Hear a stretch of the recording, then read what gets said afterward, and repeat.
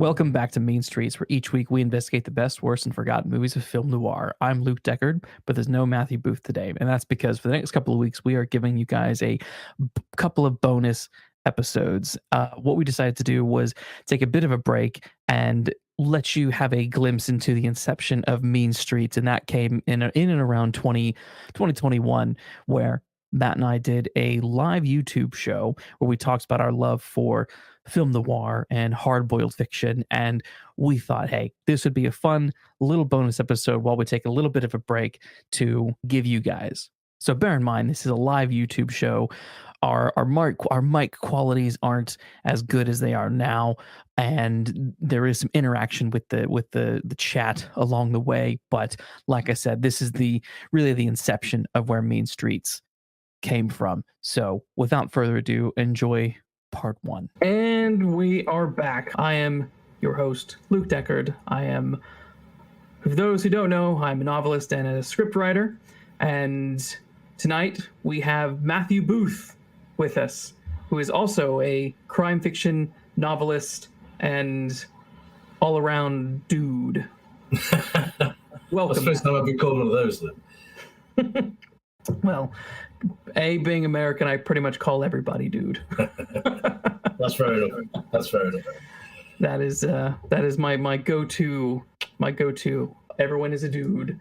But yeah. So how are you? I'm very well, thank you. How are you? Thanks for having me along to talk about what I think is a mutually favourite topic. Yes. Tonight is all about noir fiction, or rather film noir.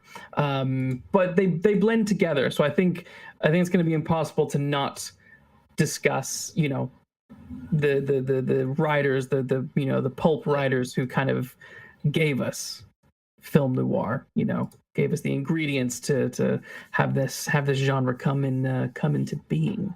But let's see, we got Biffer is in the chat. Hello, Biffer. Yeah. Good to see you, buddy. Hope you're well. So I think this is going to be a lot of fun. So we picked a lot of really fun films to watch for this particular episode. So I think before we get into the films that we watched, the general kind of question I think that we have for the night is what makes film noir so great.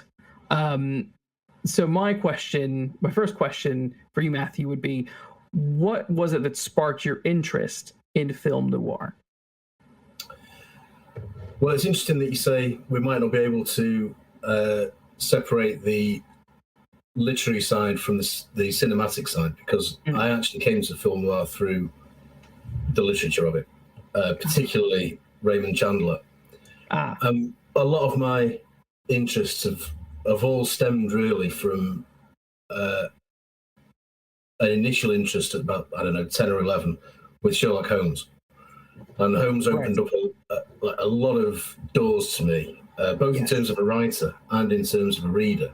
Yes. And I don't think it's a very giant leap to go from Sherlock Holmes to Philip Marlowe, I have to say. I think that's less of a leap than to go from Holmes to something like Hercule Poirot.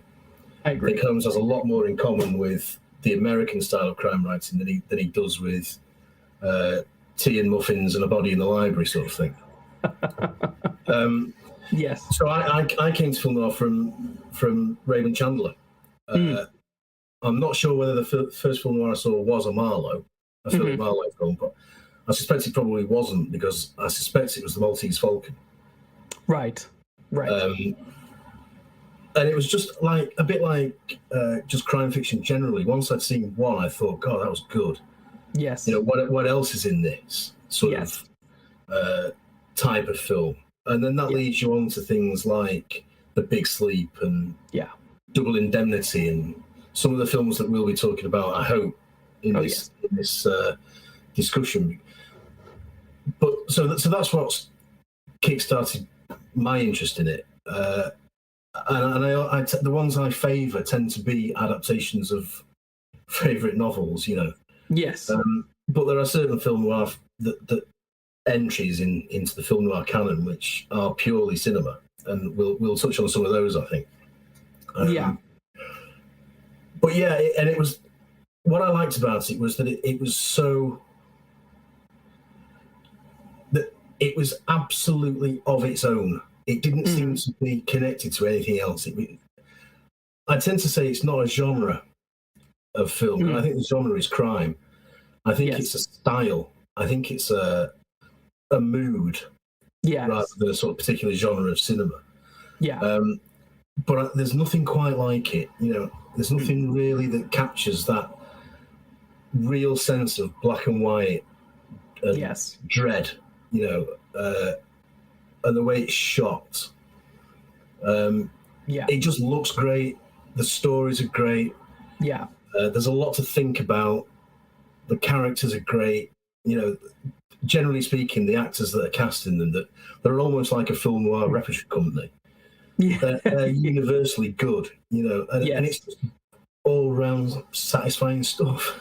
I totally agree. I think I agree with your point that kind of Sherlock Holmes is an easy stepping stone to go from Holmes to kind of Philip Marlowe and Sam Spade and all those characters. I actually wrote an essay a couple of years ago about this. That's sort of, there are a lot of hard-boiled ingredients in the Sherlock Holmes canon. Yeah, absolutely. And you can quite easily see that, how that translates more into those novels than it does with the Agatha Christie's and the Dorothy Sayers and all that sort of stuff.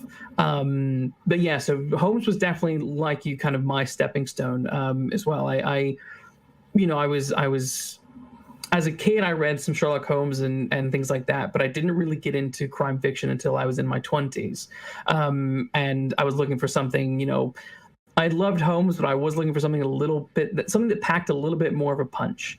And then that's when I, finally read, I think the first noir novel that I remember reading, at least, was The Glass Key. That was my first introduction, and then from there it was, Philip Marlowe and obviously some of the rest of Dashiell Hammett's work as well. And once I kind of cracked that, I opened up that Pandora's box of hard-boiled fiction. I didn't look back. Absolutely. It resonated with me in such a way that it resonated with me in a way more than Golden Age fiction was doing for me at the time, and in a way that, in some ways, modern fiction wasn't resonating with me. There's just something about it that just is great and timeless, I think. Absolutely. I mean, I am a big fan, an advocate of the Golden Age. Yes. But that's, again, of its type. And that's its own thing. Yes.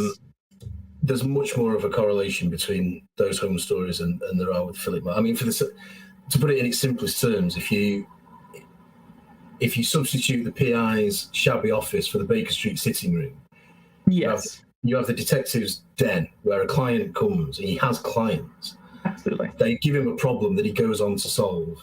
Yes. Sometimes with a gun and a fist, and sometimes with his brain. And that's Chandler all over. It's just that Doyle doesn't do the similes. So I do remember. I might not remember the first film noir film, but I do remember my first hard-boiled crime, and it was The Lady in the Lake. And I think I read it in a sitting. I could not put that down. What was it? The Lady in the Lake. The Raymond Chandler's The Lady in the Lake. And because I knew about that sort of style of writing because it had been parodied and I'd seen it parodied. But I was blown away by the real thing. And I thought, this is a writer like no other you've come across. Just his, again, what we said about Phil Wright, his mood and his style overrides everything else. Yeah. And the best adaptations of his books capture that in some way. Absolutely. capture that first person, aggressive, active voice that Chandler had, in various cinematic ways. Yeah. I find it like it's like a roller coaster. Once you're on it, you sort of don't want to get off it, And yeah, totally. It doesn't really matter if you don't understand the plot. I mean, I don't think anybody understands The Big Sleep, for example. Famously, nobody understands The Big Sleep. But it doesn't. By the end credits and the last page of the book, it doesn't really matter. I don't think. Whereas if you don't understand a golden age detective story, the whole thing has failed. Yeah. Yeah. I think that's what is so great again about Chandler is and with hardboiled fiction is it is very much not plot focused. It is more about character and character interaction and the character drama. It's not about the intricate sort of puzzle mystery, how you get from, the kind of, the poison dart has to shoot at just the right time to hit the guy in the neck, and then it needs to fall down the grate so he, all that kind of stuff. Hardboiled stuff doesn't really do that. It in some ways simplifies the mystery, and just effectively, I can't remember who said it, but there was someone once who kind of described it as sort of just shaking up. You kind of enter the scene and you just sort of shake up the status quo to kind of see what happens, see what falls. And that's kind of what the hardboiled detective is doing. He or she is entering these arenas, and they don't really know what they don't always know what they're looking for or who they're looking for. So they just go in and start shaking stuff up, and then as a result of that, follow trails, and sometimes these trails have really nothing to do with what the initial kind of job was, and suddenly they're solving some other mystery that has nothing to do with kind of that initial thing. I think that, which is very, very different to your typical Sherlock Holmes, Agatha Christie stuff, where it's very you are focused on this particular cast of people, this particular crime, and everything is just So certainly in Agatha Christie you are, certainly, and in any golden age detective story, really. Well, that's a point you made there is one of the things I love about hard-boiled crime novels, which particularly private eye novels, where they might be asked to, I don't know, find a missing girl, or to see if a husband is cheating. Yeah, and that's quite it starts off quite as a small pedestrian type investigation, but by the end of it, it's uncovered God knows what political intrigue and all the rest of it. So it starts little and always mushrooms out. And the PI novels and films that do that, I find really satisfying. Really, really satisfying. And I think the genesis of that is in Chandler, actually, because he famously he didn't plot to such an extent that his novels are very often 2 or 3, maybe even 4 short stories. Just he called it cannibalization. They're just stuck together with a bit of very flimsy thread. Yes. And you can sometimes see the join, but it never really matters. Yes, correct. I completely agree with that. I mean, that was Chandler was the hardboiled fiction is I'm currently working on a coming to the end of a PhD in crime fiction, and my whole focus has been hardboiled fiction. And so the novel that I've written for this PhD is it's very much in that vein. There's probably a slightly more coherent plot line than what you might get with Chandler, but there is still that sense of sort of looseness, and it isn't so much the plot of detective needs to find X or needs to solve X or whatnot, as much as it is detective enters this room and what happens as a result of him being in this room. What does him entering this room mean for him, and how does it raise the stakes of his personal life and personal drama? And I think you get that quite a bit with Chandler. I think he famously said, I think, that a private eye as a catalyst. Yeah, absolutely. To make other things happen. Yes. Which is why Marlowe is very much I think that's part of the reason he's a first-person narrator, because it's the other people around him that matter more than he does. Yeah. It's just that he tells you about those people in such an elaborate but seductive way. Yes. You are carried along with it, and you don't realise until the end that maybe that didn't make a great deal of sense. No kidding. I mean, my favourite is The Long Goodbye. That's my favourite Chandler novel is The Long Goodbye. Oh, right, yes. Controversial in some quarters, but that is even more incoherent because he was half drunk when he wrote it. So and it's about a drunk trying to make sense of being a drunk. Yeah. So in that respect, it's very, very fascinating to learn about him. Yes. But it's the mystery. I'm not even sure I could tell you right now who's done it or done what. Terry Lennox did some stuff. Yes, that's right. Terry Lennox did some stuff, and then needed a lift to Mexico. And after that, I'm sort of just going along with it, But it's an unputdownable book. It's fascinating. Yeah. I remember when my first read of The Long Goodbye, and I was, I don't know how many pages in, because it is a big one. I have it behind me. It's for a Chandler. This is thick, because it's about 400. It's over 400 pages. Close to 450. Yeah. I was probably around 300, and I was like, this sucker could end right now, and that would be fine with me. But at the same time, like you said, there is something so gripping just about Marlowe's journey. It's a character piece. It's a character piece about him and the world he lives in, which is the world in that book more than any other, I think, or maybe The Little Sister. It is the film noir world, The Little Sister being about the Hollywood process after Chandler's bad experience writing things like the screenplays for Double Indemnity and the Blue Dahlia and things like that. Famously didn't like it. Nor did Billy Wilder, I don't think. But you can see he's just venting some of his anger, and then in The Little Sister, and then in The Long Goodbye, he's sort of being a bit more introspective. His wife's just died. Ian Rankin once said that he used Rebus as a punch bag at certain points of his life. And I think that's what Chandler does with Marlowe in The Long Goodbye. I think he takes all of his frustrations and doubts and foibles and weaknesses and gets them out of his. It's almost cathartic. It's like a cathartic novel dressed as a detective story. It's it's a magnificent work. I think anyone that's interested in crime fiction should read it and try and get past page 300 and whatever you said.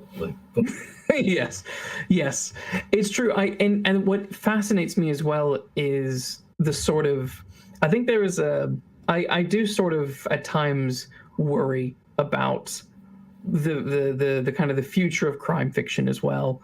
And there have been many times throughout my literary career in which I have met individuals who work within the industry, who work within publishing, who, when you mention a name like Raymond Chandler, and I should also clarify this, who work not just within publishing but within crime fiction, and you mention the name Raymond Chandler, and they just give you a blank stare, and then they follow that up with who, and then I'm like, oh my God. That's incredible. That's incredible. And it has happened a number of times, and so there were moments where I worry. I'm like, are we, as time moves on, are we? I hope that we're not losing touch of the greatness that because really, crime fiction as we have it today wouldn't really exist, in my opinion, without the noir guys and gals. Golden Age is great, and I love a lot of Golden Age stuff, but it doesn't really get us to the point where we are today. You don't really have Rebus without Chandler. Not at all. Absolutely not. And there's a reason why the Rebus books and the Laidlaw books, which were an inspiration on the Rebus books, they're called Tartan Noir for a reason. Yes. You know? What I'd say about Golden Age is that it's still relevant. It seems to me that because it is so cozy, for want of a better word, because everything is wrapped up in the end. Yes. You know who's done it and you know why, and that you know they're going to go to prison or be hanged or whatever it may be. Yeah. There's something comforting. So after the First World War, that sort of restoring order was of vital importance and very comforting. Absolutely. After the Second World War, the same. Yes. But only in Britain. And my Golden Age novels came about just as the pandemic hit. And I part of me wonders whether there's a resurge of Golden Age fiction at the minute. There is. It seems to me that if you did a graph where Golden Age is at its highest, it's in times of national worry or concern or something like that. Yeah. Whereas, ironically, I suppose, because film noir and the noir writers are much more hard hitting, I bet if you did the same graph, they'd be on a constant because they've always got something to say. Yes. They've always got something that is relevant because they try and show the world as it is. Yeah, because when you think about it, Golden Age stuff more or less petered off. We don't really have Golden Age writers today. We have a few. It's not. I'm not a complete blanket, but in terms of the power of the Golden Age, we don't have that sort of star power anymore in terms of that kind of fiction. We have sporadic little fun mysteries, and cozy is still very big, but when you think about the hardboiled stuff, I mean, every decade from the 1920s onwards, there are at least 2 to 3 major writers per decade. You have Dashiell Hammett and Raymond Chandler. You have Ross MacDonald. You have Mickey Spillane. You have Robert B. Parker, Sarah Pretsky. Walter Mosley. Absolutely. People that it just keeps coming because it as you say, it's the way that it's sort of constant as a commentary. But it's also funny that you say that about Golden Age and the pandemic, because I remember kind of getting a much more nuanced sense of why there was so much Golden Age fiction after the first 2 world wars. It actually made way more sense to me because there were people who were during the pandemic trying to come out with pandemic novels, and people were like, "Oh, come on, no." And I was like, you know what? I get it. I get it in a way I didn't really understand it before, because it's like, sometimes not all of your fiction needs to be gruff and depressing. No, absolutely. I'd agree. And I mean, sometimes the noir world is artificial. I mean, a private detective is not Philip Marlowe, and the real world is not Philip Marlowe. Of course not. No. But the Golden Age is, and we'll move on from the Golden Age perhaps, but the Golden Age is absolutely typified by its artificial construct. Yeah. You're entering into a contract with a Golden Age writer that says this is not the real world. Yes.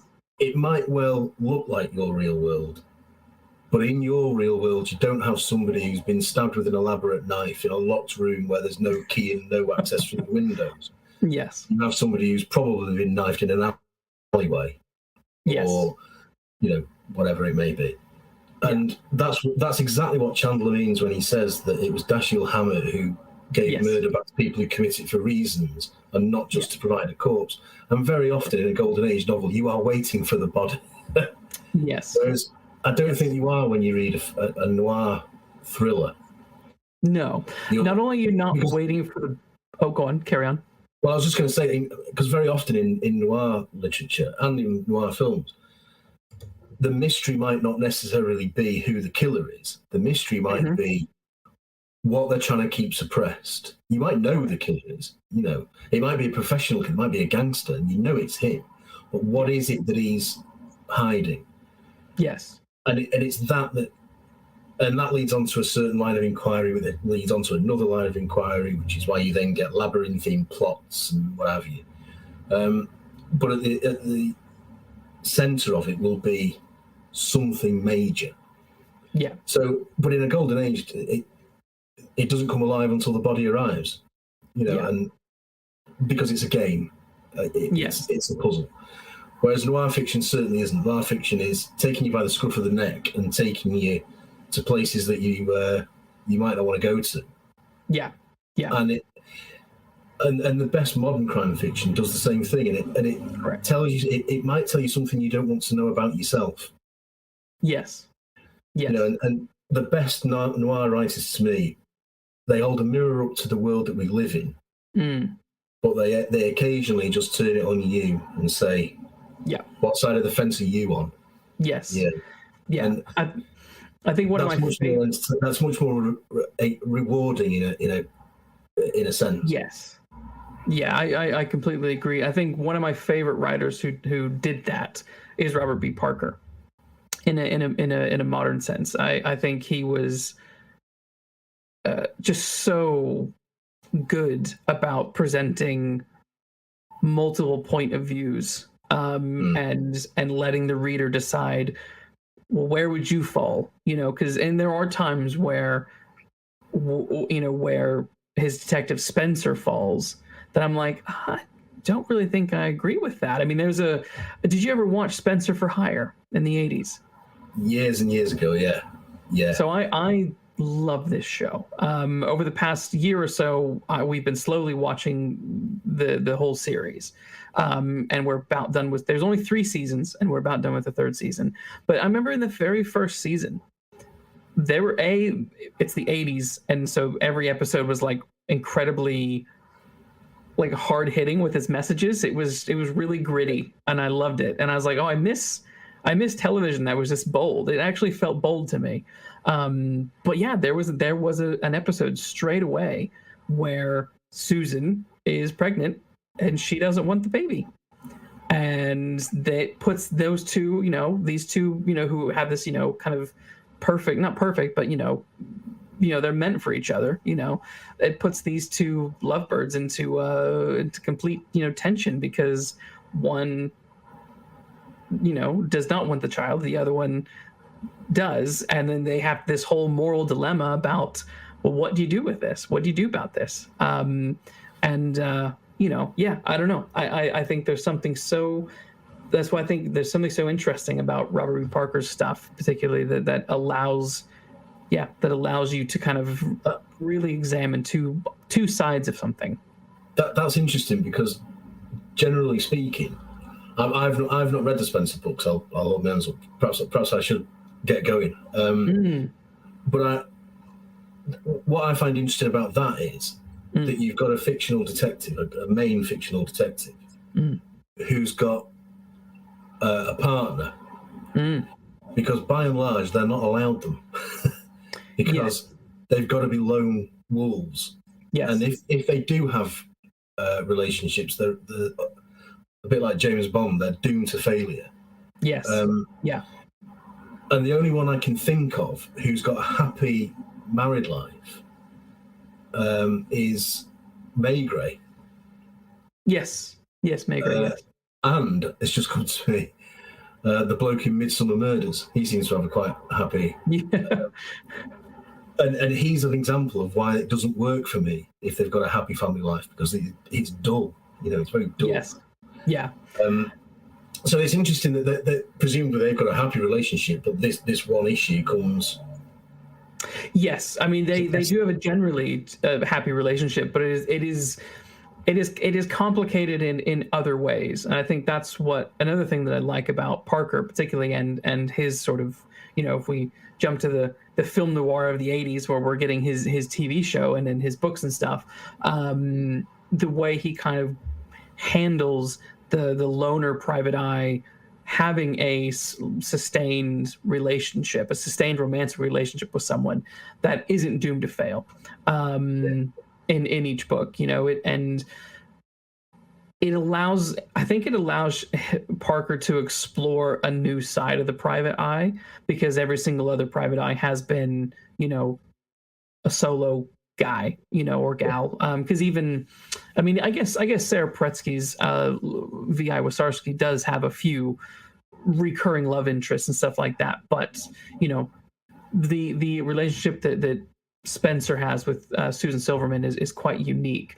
But admittedly, there were fans at the time who hated her, who hated the idea of the hard-boiled PI having a, you know, having a love interest, having a lady to come home to at night, because it's the antithesis of what we see with Marlowe and Spade and everyone else. You know, even Ross MacDonald's Lou Archer is divorced, isn't he?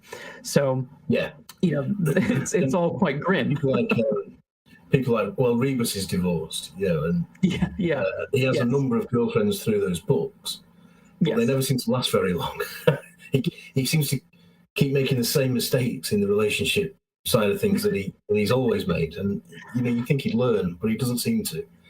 But I sort of find that quite, in an odd way, I find that romantic in its own, that he is one man trying to make a difference, you know, and he's, the loneliness of it.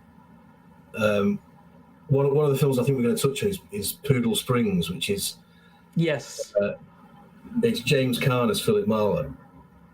I think it's from about 1998.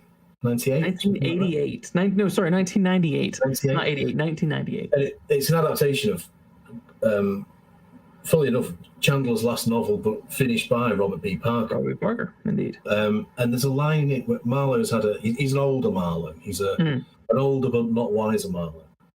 And he's just had a frightening experience, and he's talking to a police detective who's clearly a friend, and he says, the one thing I've learned over the years is this is a loner's job. Yes. And I'm not that man anymore. There was never, nobody cared if I ever came home, but now they do, or worse to that effect. And I find that a very poignant and powerful moment in it, because that is Marlowe saying, I am not the same fella I was 20 years ago, and I have different priorities. And of course, he learns that he's just had a bad day at the office, really. He carries on investigating anyway. But it's the lonely, when he says it's a loner's job, I find that there's something quite compelling about that. Yes. For that sort of character. You know, he does it on, and one of the Chandler books, I think Marlowe says something like, I needed a holiday, and I needed life insurance, and I needed someone to hold at night, and I had a hat, a gun, and a coat, and I put them all on and went out the door or something. Yeah. And it's that sense of an abject loneliness that is filled by investigating other people's problems. Yes. That I find very compelling. Yeah. But when if somebody can do a relationship like it sounds Parker does, that informs the character rather than just gives him a love interest for the sake of having a love interest. That could be very interesting. I would be interested to see what he does. I think you should check it out. If you haven't yet, do check out Spencer's the Spencer series, because I really like what he does, and Susan provides a lot of very good insight, I think. She's a psychologist, and so you have this kind of the loner PI, you know, who has a shrink for a girlfriend, you know. And perhaps that says it all. And I think it does. Yeah, I think it does. So I think we say all this to kind of paint a picture of what film noir sort of takes from when it comes from the literature, what it takes from the, you know, what it learned from Spade, and what it sort of reacted to, what hardboiled fiction was as a reaction to sort of golden age fiction and all that kind of stuff. It's this sort of golden age is very much, we're going to make sure justice is had, where the hard-boiled noir stuff is very much, there is no such thing as a happy ending. There is no real justice. Yeah, it might say we will see justice done, but it might not be the justice you expect or want. Yeah. It'll be the justice that we think is right, you know. Yeah. So we got the first kind of major film noir out there was the Maltese Falcon. I don't remember the first time I saw this film. I've seen it so many times that it's way in the distant past. But the Maltese Falcon, both as a novel and as a film, really establishes all of the tropes that you're going to get within this genre.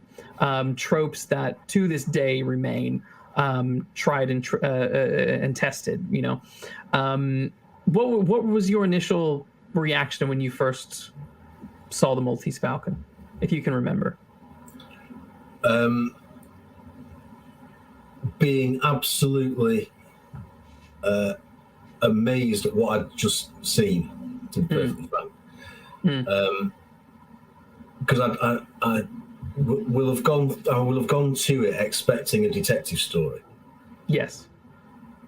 In the sense of detectives on the case and there is a crime and he investigates it. And there are crimes in it, but it's not a straightforward detective story. It's a story about a detective. Yes. And this harks back to the Holmes thing, that they are often stories about the detective, but they're not necessarily detective stories. And there's a very subtle, that sounds a very pedantic thing to say, but there is a difference. There is. We expect a detective story to do certain things, and the Maltese Falcon doesn't necessarily do it, book or film. Yeah. And it's such a close adaptation of the book that the film is almost... It's almost as if John Huston, who directed and did the screenplay, took a cake slice and just cut through the book and said, "There's the script, and I'll just write the stage direction." Yes. Yeah. And that does two things. That to me does two things. It demonstrates just how good a book that is, and just how cinematic a book it is. Before the cinema was, Hammett wasn't writing for the screen, not like Chandler will have been. So he's cinematic without knowing he is. And Huston is such a good filmmaker. He knows not to spoil or tinker with something that doesn't need tinkering with. Yes. It's an astonishing. I mean, it's complex, but it's completely uncompromising. Yes. It doesn't pull any punches. Literally, it doesn't pull any punches, because I think almost everybody in it gets hit at some point. Yes. And there's the great scene where Bogart, Sam Spade, says to the perfectly cast Peter Lorre as Joel Cairo, when you're slapped, you'll take it and like it, and it's a great line. And I think I was struck just by how brutal it is. Yes. We get a very clear view of Spade getting kicked in the head. Yes. And having been drugged, and the build up to the drugging, it's so leisurely that you don't know it's happening, and that's very clever because Spade doesn't know it's happening either. Yeah. But the kick to the head, I remember sort of, wow. Yeah.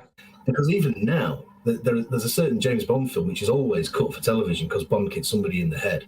But the Maltese Falcon is shown at sort of 10:30 in the morning every couple of months, and it's there in full view, And you get it. It's amazing. So I think it was that. I think it was so uncompromising, and it did what all great film adaptations do. If you've not read the book, it sent me straight to the book. Yes. And again, I was then doubly amazed because of how close it was. Yeah. And how close an adaptation it is. But I think it's the granddaddy of all for me. I think it's almost a perfect film. Yes. It's almost a perfect film. There are certain scripts they say can be studied on an academic basis for PhDs, man. And I did a radio and TV script writing masters many years ago. And and we looked at certain scripts, and Witness was one. Harrison Ford's Witness was one. Yeah. Chinatown was another. We'll come on to that later. And I always thought that The Maltese Falcon could have been one as well, because there's almost nothing in that isn't cinematic. Yes. But isn't also tied very much to its literary source. Yeah. Yes. And on top of that, it sets the standard more than any other film that's gone before, I would argue. It sets the standard for what film noir eventually becomes. Yes. So there's the femme fatale, there's the detective, or the protagonist, we ought to say, I suppose, who is designed to be the fall guy. There's the shadowy villain that nobody really knows about. Yes. And there's the henchman who, is so good because he's so useless, almost. Yes. And it's got the greatest MacGuffin of all. Hitchcock always talks about a MacGuffin, but it's got the greatest MacGuffin of all, because the Maltese Falcon itself could be anything. Doesn't really matter what it is. It's just what it is above all else is a fantastic title. Yes. And that's really all it needs to be. Yeah. Because, the rest of it doesn't really matter. What it is doesn't really matter. Where it comes from doesn't really matter. Yeah. The fact is, these people all want it. Yeah. I guess it represents that. It's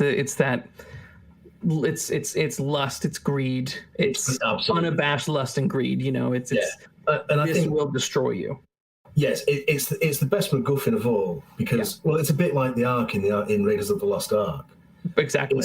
It's a great MacGuffin because it shows each of the characters' specific views of it. Yes. From that, you learn about them.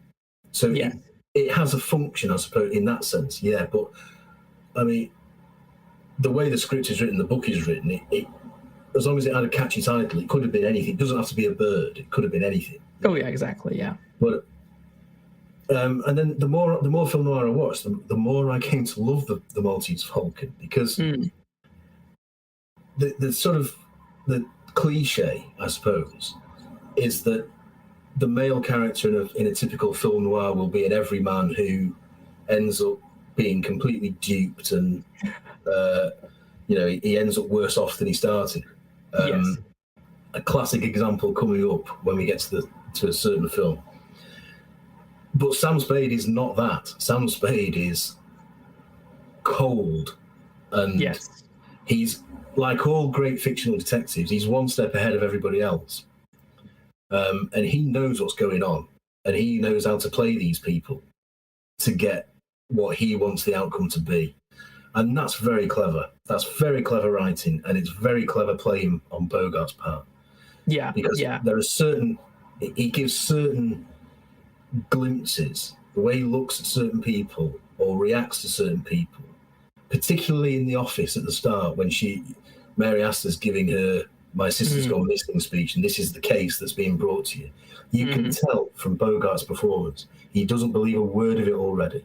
Yes. And later on he says to her, "We didn't believe you, we believed you $200. Yeah. And that's a great character line to show what Sam Spade is. Yes. And he's much more brutal than Marlowe is. Oh, yeah, absolutely. Yeah. He's almost unpleasant and unlikable. Yeah. But it's his doggedness and his determination. Yeah. That what he is doing is right. That makes you would want him at your back. Yeah. More than you would want to be on the wrong side of him, sort of thing. And that's it's a very cinematic performance, but it's a very good performance because it gets all that across. Yeah. There's a really interesting correlation with Shel Hammett's characters, I think, and his protagonist for his novels. Sam Spade, as you say, he really isn't. He is far, far, far from a good guy. Where when you get to Marlowe is sort of the tarnished knight. Marlowe is he is meant to be the most not the most, but he is in some degree a righteous guy. Sam Spade is very much not that. I mean, it's fascinating that Sam Spade is not only having an affair with his partner's wife, but he's also so he's having an affair, but he's also I don't know, he's also very kind of in his own way slimy, really. Yes, absolutely. I mean, he's having an affair with his partner's wife, and when I don't think he's giving anything away for anyone who's not seen it already. But spoilers for all these films. Spoilers for all these films, yeah. When that partner is killed quite early on, the widow comes to seek solace from Spade, and he won't speak. He gets the secretary to do it. It's so cold. Cad. Yeah. And yet, and he's unlike Marlowe, who, when Marlowe meets gangsters, he's very self-righteous. They're all sleaze and they're all scum. Yeah. But Spade sits drinking with them, talking to them as businessmen. Yeah. And that's a major difference, but it's a lot more realistic. Yeah. As to what, as I imagine a private eye would be in that period. And Hammett, of course, was one. Hammett's writing from personal experience because he worked for Pinkertons. Yes, he did. So you wonder how much of Hammett is in Spade, But Spade treats his investigation for what it is. Yes. Because really the entire film is a sort of bargaining scene in the middle of a lot of I lied to you last time, but I'm telling you the truth this time. Well, I know I lied to you the last two times, but this time it really is the truth. Until and Spade just keeps going with the flow and saying that's fine, whatever, because he really knows what's going on. But he maintains that ruthlessness, which is epitomised when he says, when you get out in 20 years, maybe come and see me, or that's assuming they don't hang you. And that is brutal. There's no sort of hope of a Marlowe type romance there. No, it's any sort of chivalry. Marlowe's very proud of his chivalry. Yes. But Spade ain't got any. No, he doesn't. Not at all. No. And what's great about the film is they don't shy away from that side of it. They don't tone him down for a cinema audience, which happens quite a lot if you think about it over the years. The character of James Bond, for example, was toned down dramatically from the books to the films. Yeah. And Sherlock Holmes. It's almost fair. I would almost argue that Bond in cinema and Bond in books are just entirely different characters. Yeah. Oh, they are. And I mentioned before, I saw The Maltese Falcon, and then I was blown away by it, and I was blown away by the book because it was so similar. But when I first read a Fleming novel, I was blown away by just how different it is. Yes. I was thinking, this isn't Roger Moore. Thank God. Where are the one-liners? And then you think, this is actually something quite different. Yeah. And Fleming, I think, is a very underrated author.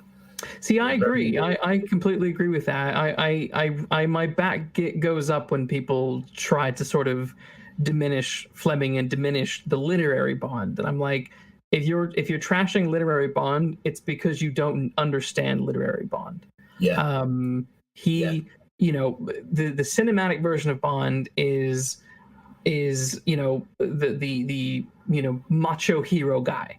It's the fantasy that guys kind of want to aspire to and whatever. But that is far from what is in the books. That is far from what Fleming wrote. Yeah, I think the closest we ever get is the very first two Connerys. Yeah.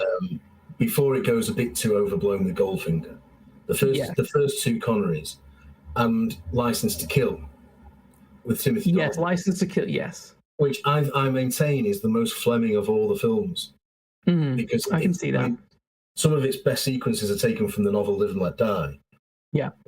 But in that film, I mean, Dalton was ahead of his time. Dalton was Daniel Craig before Daniel Craig was Daniel Craig, you know. Absolutely. And what I prefer about Dalton's tortured Bond is that there's no sort of looking at the camera and saying, I'm a tortured Bond look, which I get the impression with Daniel Craig, I get the impression they're sort of waving a flag with it, you know.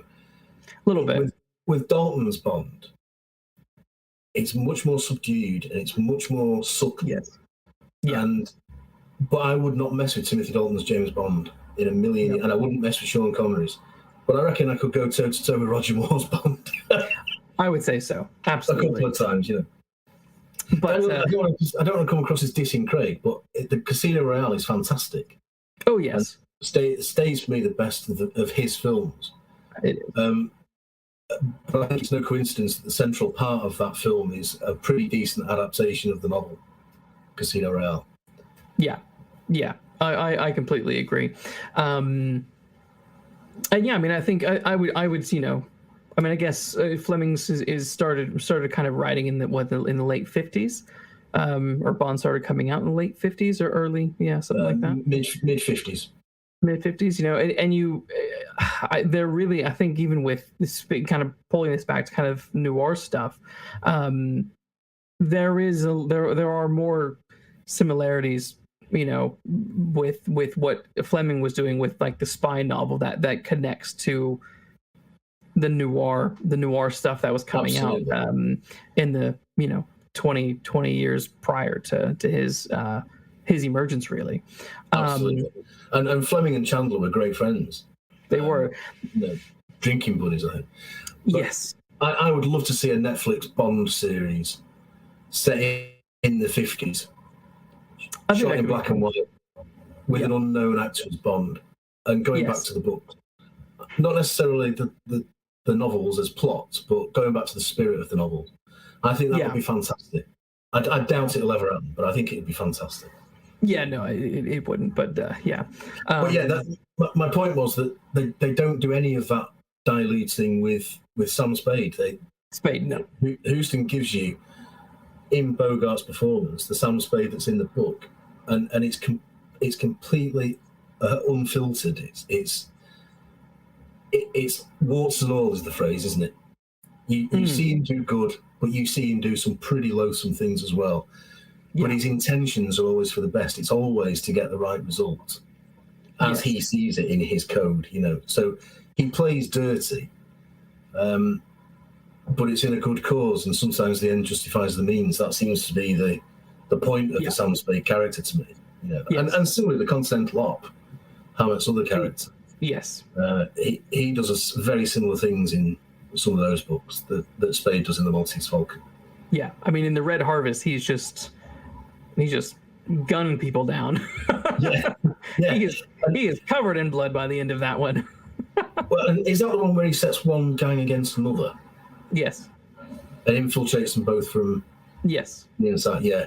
I mean, that's got its genesis in the second half of the Holmes novel The Valley of Fear, where a Pinkerton detective is sent to a mining community in Pennsylvania to break up a murder gang. Yeah. And that half of that novel is an absolutely fantastic private eye novella. Which actually that leads me to an interesting question, I think, and that is, what is noir doing? You know, what is both hard-boiled noir fiction doing, and what is noir doing? And I think what we're getting at with this particular stuff is they're very much making interesting commentary on society. In a way, and this isn't speaking negatively, but it's just the truth, in a way that Golden Age fiction doesn't really do, because that's not the point of Golden Age fiction. No. You know, Holmes does a little bit, but the Christie, all that kind of stuff, that's not what their focus is. But with, you know, when you get to things like, you know, I mean, you know, you see it within the Maltese Falcon, but you probably see it a little bit more in the next film, which is The Glass Key. that I think is a really good example of encapsulating what hard-boiled fiction, what noir is really doing, what its message is, and that is looking at the kind of the greed, the corruption of the society around them. There is no sort of way out. I mean, I thought The Glass Key, I think, is such an interesting novel and film because, nobody is good in that. No. Like, even remotely, no one is good in that. But the way that it explores very interesting topics of political corruption in the newspapers, things like that, and then you sort of kind of see how that reflects today with current problems of people saying fake news and things like that, and acting like saying fake news is on the rise, and it's like, guys, 100 years ago. Yeah, well, I agree. It's, with all that, and it's no coincidence, I don't think, that it's another Hammett novel, another Hammett adaptation, and I strongly suspect it was things that he'd seen when he was a Pinkerton agent. He will have investigated something else. But you're absolutely right, and Golden Age only really, and even Golden Age pastiches, they only really touch on things that are relevant today if you can somehow make it relevant to then, if you know what I mean. So motives for the murder, they can resonate with today, but they're never really going to be today's issues because they're not. But I mean, I think you'd be hard pushed to find any society through the years that doesn't have some political corruption going on somewhere, So, and the same with the media. You're absolutely right about fake news and media bias that is all over social media and in all our consciousness now. That is exactly what The Glass Key is about. That is a direct resonance with the current society and state of society that we have now. You're right. There are no sort of nice characters in it. But if they were nice people, they wouldn't be in the position that they were in. True. It's always been my, so it's a question of who's not as bad as the others. Yes. Yes. And Alan Ladd's character is obviously the one that you're meant to root for. Yes. But he somehow is not so much in the book, I don't think, but in the film, he's presumably because it's Alan Ladd, he's almost distanced from some of the real nastiness. Yes. It's more Brian Donlevy who's involved in it, and yes. But I think in the book that's less so. I think in the book Ned Beaumont is Ned Beaumont is very much he's really not a good guy, but you do get that sense in the film version that he is not, his hands aren't as dirty, as Paul's hands are. Yeah, I always get the impression he's sort of his right-hand man, I suppose, and he's trying to do best by him. Yeah. So he's trying to do something right for somebody. Yes. But, Hammett's world doesn't have tarnished Sir Galahads like Chandler's world. No, not at all. They are often dirty people doing dirty things. But I remember going back to what we were saying about the Maltese Falcon and the kick to the head. Yes. There's a similar, pretty brutal assault on Alan. Yes, there is. Yes. And again, for the time, I mean, we think that films made in the 40s were sort of gentler somehow, but they weren't at all. They weren't at all. They were absolutely ruthless. Yeah. You know. Yeah. I mean, his escape from that capture, where if you remember, he breaks the window and then falls onto the roof and then falls through and smashes. Oh my gosh. I mean, you're watching it and you're like, you are cringing because you're like, that is so painful. And then what's great about it is the next like 15 minutes of the film is him recovering in the hospital, because of course he would. Of course he would. And that's one of the things I love about both the book and the film Casino Royale. There is a period where he has to recover from the particularly unpleasant torture scene, which is more unpleasant for one half of the audience than it is for another, I suspect. But, I think so. But the reality is that he wouldn't be getting up from that anytime soon, and nor would Alan Ladd. Oh. You know, and it's the same when Bogart's been drugged and kicked to the head in The Maltese Falcon. When he gets up, he's not functioning properly. You can tell he isn't, and that's the added dose of realism that Hammett gives it. And Chandler was quite open. He said he makes, whenever Marlowe gets hit on the head, he gets up too quickly. So he's quite open about it. But there is that added realism, and I think in a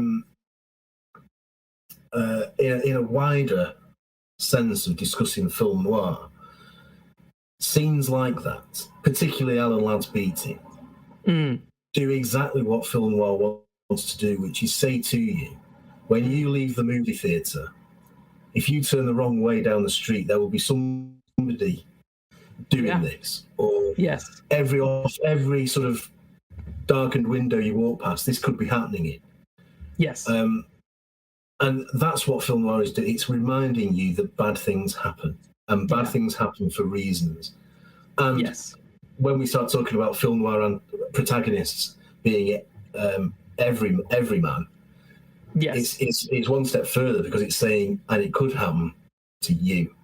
Exactly. That's what I mean about it. It's putting a mirror up to you, the reader or the viewer, and saying, well, what are you going to do about the situation, sort of thing. Yeah. And you don't get that in any other type of, not to an extent that you do in film noir, in any other type of crime fiction. Yeah. Yeah, I mean, you think about it, just even through the ages. If you think about, the old stuff again, these particular individuals, from the Marlowe stuff to films like Dead Reckoning, through to today, like a movie like Drive, which is kind of a neo-noir movie. I mean, these are, or which is more of a comment, kind of a spoof of, but Kiss Kiss Bang Bang. These are your average Joes who just get swept up into this wide world of corruption. And it's even people like Marlowe and Spade and stuff like that. They aren't supermen. They aren't the James Bonds who can just go in and take stuff down. They really are just your average Joe. They are, yeah, and that's where they're again much more identifiable than someone like Holmes. Yes, and certainly someone like Poirot. I mean, yes, you can't identify with a genius unless you are a genius, and the majority of us aren't. Damn it! But Marlowe and Spade, they are, and Rebus to a certain extent, and people like that, characters like that. They are people that do a job to the best of their ability, using their guts and their wits. Yeah. There are no sort of dogs in the nighttime type clues here that they can make an intuitive leap. Yeah. And there's no sort of particular cigar end that can only have been smoked by one person. Yeah. They are people who are just using their instincts, and that makes them instantly more believable.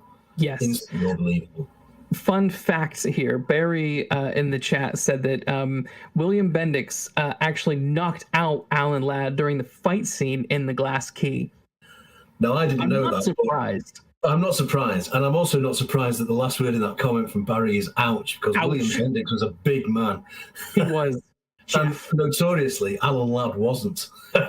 Yes, it was funny when I was watching rewatching The Glass Key for tonight. I did get this sense of Alan Ladd. He's a great actor. There is a part of me, a small part of me, it's like, but is he a good Ned Beaumont? And I'm not sold on him as Ned Beaumont 100%. It's sort of like a 70%.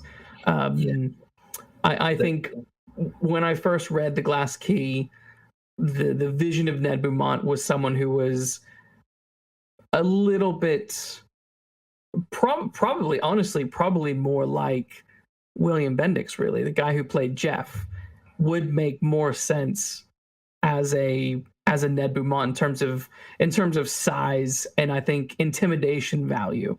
I agree with that, because Alan Ladd, for all his qualities, he never really sells me as anybody who's intimidating.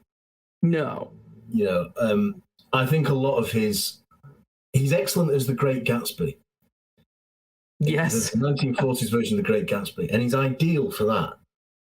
And he's better in the Blue Dahlia, I think. I agree. Yes.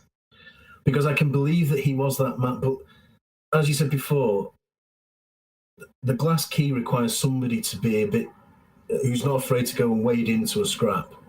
And I don't necessarily get that with Alan Ladd.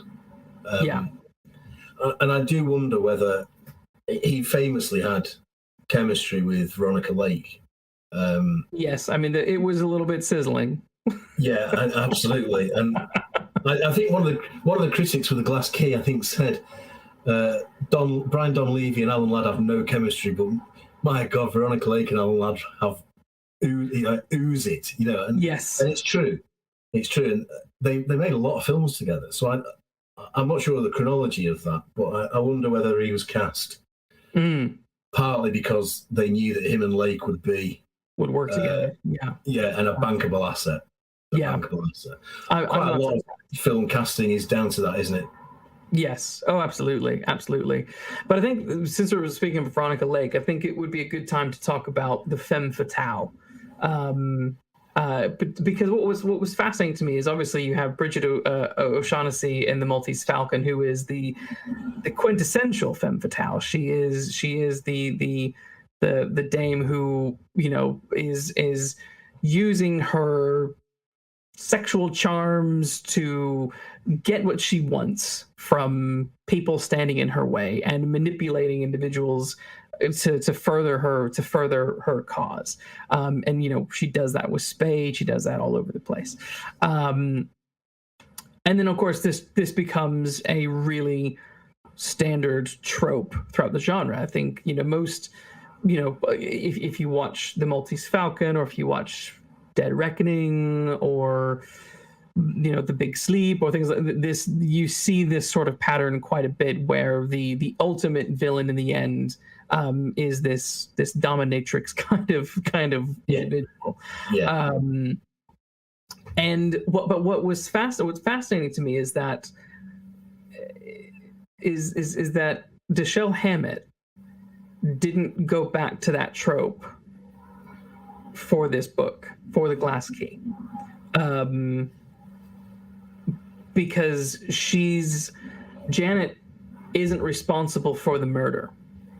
No. In the end, which ultimately that becomes the cliche, is that you don't suspect the beautiful woman who the detective fancies, but ultimately that is his downfall, and that is he has trusted the wrong person, that being this person that he's falling in love with. But it was very interesting to me that The Glass Key doesn't fall into that trap. Yeah, that's an interesting point, and I wish I knew why he doesn't go back to it. Because it becomes, as you say, it eventually becomes a cliche. And some films try and do something with it and subvert the cliche, and some don't. But it's I don't know. It is fascinating that, and it's actually not something I've ever really thought about, to be honest. I suppose Hammett thought, well, I've done that. Yeah. I don't really want to. And what's more, he does it so well with Bridget O'Shaughnessy that I think if he tried to do it again, there's a very real danger that it would just be a diluted version. You know, and then it would ultimately fail. And if the femme fatale fails, then very often the whole film noir thing will fail. The whole story will fail, you know. Yeah. So maybe there was a sense of that. Maybe he thought, well, I've done that character and I've done it so well, I don't need to do it again. I mean, I don't know. But it is interesting because everyone that comes after the Maltese Falcon, you can bet your bottom dollar there is one. She might not be as ruthless as Bridget O'Shaughnessy is. Yes. And she might not even be the villain. Yes. But you might for a while suspect she is. Yeah. because that is one of those tropes, you know, that's... It's interesting because it's almost as if Hammett kind of does the inverse of the Maltese Falcon, where instead of the femme fatale manipulating the detective is actually manipulating the femme fatale because he accuses her of being the murderer, and pushes it to the extent that he brings the cops to the house, pushes it to the extent of he was, you know, going to have them arrest her, but he's doing this all in the hope that the actual murderer will confess, and that murderer being the dad, which is like that's a hell of a risky gameplay, isn't it? Right. Just a quick one. Phil is in the chat. He's saying hello. He says just checking in, keep up the fun conversation. We're doing our best, Phil. We're doing our best. We will see you next week, Philip. I think. I mean, I can't think of another reason. Putting your writer head on, Luke. I suppose you say, "Well, I've done that to the best of my ability. I needn't do it again." And that's the only creative reason I can think that he doesn't, unless it's just simply that he couldn't think of another. The stories that came to him they'd be shoehorned in for the sake of shoehorning in, and sometimes crime fiction can do that. Yeah. Sometimes I sometimes wonder whether we need to have in Ian Rankin's Rebus books whether Maurice Cafferty always needs to be there. He's a popular. I hope Ian's not watching this. If Ian Rankin is watching my show, why not? He's a very popular character, but sometimes you do think, do we need him? Right. Yeah. You know, and a lot of crime. I'm not just picking on Ian Rankin for that. A lot of crime writers do it.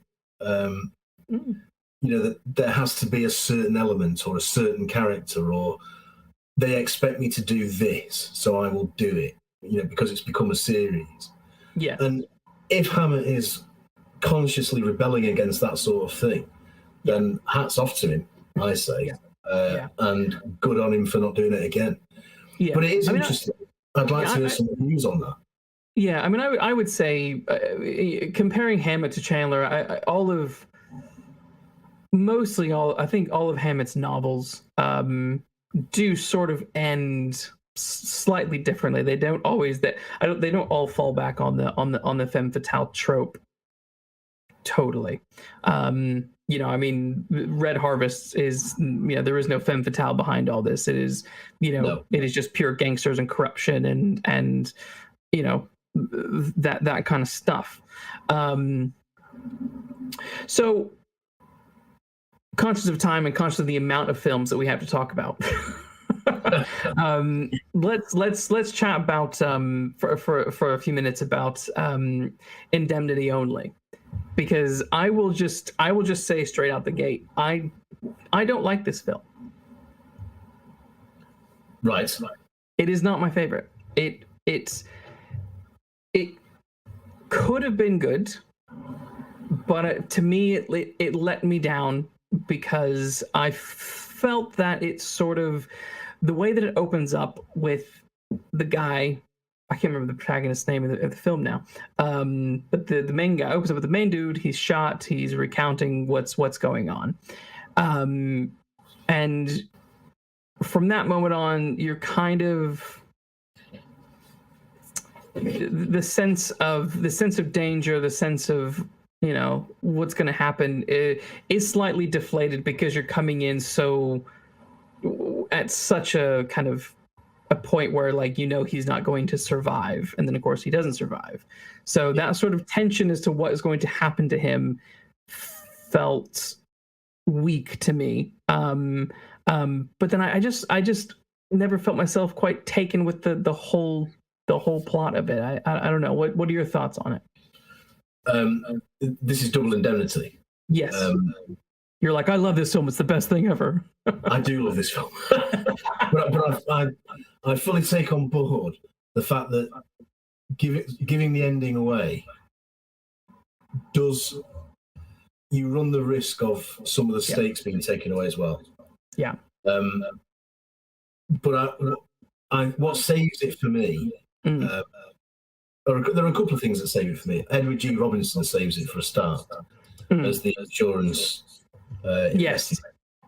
Always talking about the little man in here. That's his instinct. There's something not right about this claim. That's a great character. Yes. It's a Raymond Chandler screenplay from James M. Cain's novel. Yes. And a bit, as we were saying about Chandler's novels, once that dialogue starts kicking in, yes, I've sort of forgotten that Fred McMurray's dying. And I mean, when you're confronted with that, there's a great sequence between Fred McMurray and Barbara Stanwyck when he says he's flirting with her, and she says there's a speed limit in this state, officer.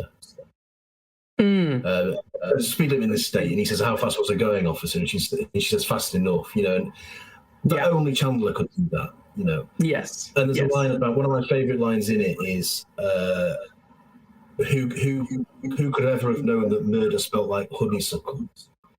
Yes. That is Chandler, it's Chandler all over. He's all over that script with lines like that. But my problem with Double Indemnity is that I don't buy Fred McMurray.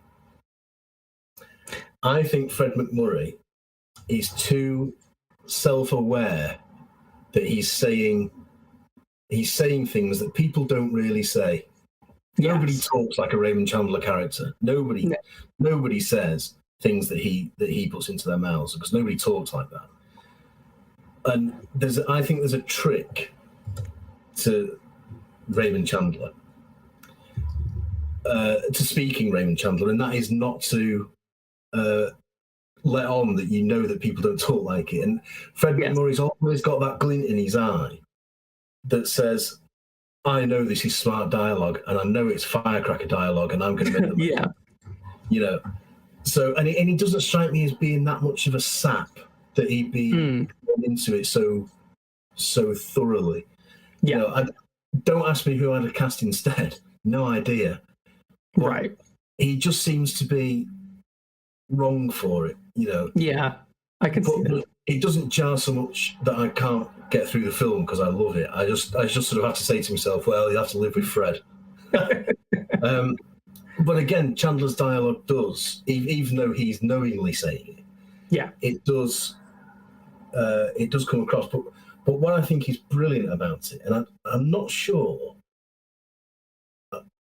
it's a long time since I've read the book, but maybe I'm misremembering, but I don't know if it is in the book. It's so obviously in the book. The relationship between these two people. And he's an insurance salesman, and she's a married woman who wants to bump off her husband for the insurance claim. He comes up with this idea of double indemnity. I get the very strong feeling when I watch this film that if he'd not come along, she would have only ever dreamt about killing her husband. Right. And if he'd not delivered those insurance papers to her, he would never have dreamt about killing a man at all. Yes. And it's the relationship. So the almost as if the double indemnity is that it's them two combined, those are they are the double that make it happen. An individual, none of it would have happened. I see that. I think that's a really fascinating piece of script writing. Yeah. Because it shows that they are both. Yes. Well, one's in the wrong place at the wrong time, and one is in absolutely the right place at the right time. Yes. And vice versa, sort of thing. But depending on which side of the fence you're on. I think that's really clever, and I do sort of quite like the circular narrative that you end up where you started. I see. I don't mind that, because Dead Reckoning does that, and I sort of it. But Dead Reckoning does it in a way that you pick up close to the end, and then because he comes into the Rip Murdoch comes into the church. He's wounded and stuff, and he's confessing to the father there, Father Logan, about everything that's going on to him, and then you get the bulk of the film happens through that, but then we catch up to where he is now, and then there's still another like 20 minutes of movie left to sort of get through, which I think helped, because this whole time that he's confessing everything to this father, he is we're waiting for these villains to catch up with him, and then whereas in Double Indemnity, he is we're just waiting for him to die, really. I get that. I part of me wonders whether it's again it's Chandler's writing, I suppose. The way he works best when it's first person. Yes. And I wonder whether the flashback, because they do it again in Murder My Sweet. Yes, they do. Yes. Dick Powell is Philip Marlowe, and he starts off with bandages on his eyes, which in actual fact is a much more intriguing. You're right. You do know that Fred McMurray's been shot and he's confessing. So you know that he's done something, but why on earth has Philip Marlowe got eye bandages on? Right. At the beginning of this film, that's a much more intriguing sell. Yeah. But the upshot is that they both end up being told in flashback, with someone telling someone else the story. Yes. And what that enables them to do is say, I was in my office and I was doing this, and she came in, and I'm not going to do an off the cuff Raymond Chandler type simile, because it will fail, but you know what I mean. Yes. And I think it's interesting that they don't do that in The Big Sleep. That there's no voiceover in The Big Sleep. No. So I wonder whether part of that is just a way of sort of getting Chandler's speech, his lines and his first person narrative into the film, because otherwise you would lose it. But but I accept that it's a pretty final. It's a final opening scene. There's no way to get out of it. No. Okay, and I think we're going to pause there, and we'll see you next week with part 2.